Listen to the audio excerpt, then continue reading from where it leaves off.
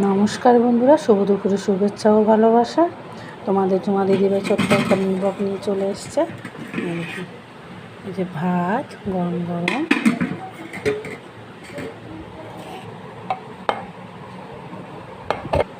এখানে রয়েছে শাক ভাজা,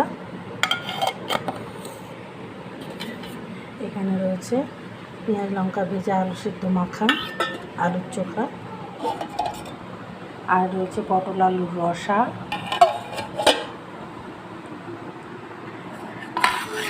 আর রয়েছে এখানে বাবলা মাছের রসা, মানে লোটে মাছের রসা, পেঁয়াজ লঙ্কা আদা রসুন দিয়ে রসা রসা করে করা হয়েছে। এই হচ্ছে আজকে আমাদের মেনু।